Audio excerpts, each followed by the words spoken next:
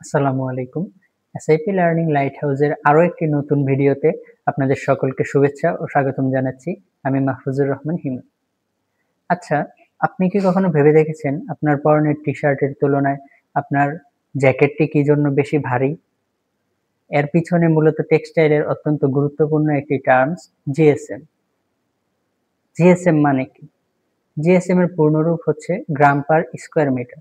একটু সহজ ভাষায় যদি আমরা বুঝিয়ে বলি, তাহলে প্রতি বর্গমিটার কাপড়ের ওজন কতটুকু, এটিই হচ্ছে জিএসএম। অর্থাৎ আমরা যে টি-শার্ট পরি তার জিএসএম অবশ্যই একটি জ্যাকেটের তুলনায় কম হবে, এবং জিএসএম এর উপর ভিত্তি করেই কোনো একটি পোশাক সেটা কি আপনার জন্য আরামদায়ক হবে, কোন ঋতুতে আপনি এটি ব্যবহার করবেন বা এটা আপনার পরনের জন্য কিরকম হবে সেটি বোঝা যাবে।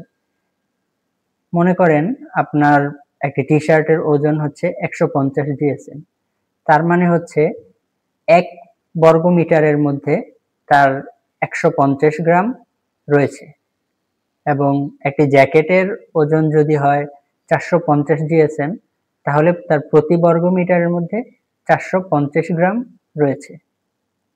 অর্থাৎ এখান থেকে আমরা বুঝতে পারছি যে আমরা যদি কোনো একটি কাপড়ের জিএসএম সম্পর্কে আইডিয়া নিতে পারি, তাহলে আমরা কোন ঋতুতে কোন কাপড়টি ব্যবহার করতে পারবো এবং কোনটি আমাদের জন্য কমফোর্টেবল হবে সেই বিষয়ে আমরা আরো ভালোভাবে জানতে পারবো।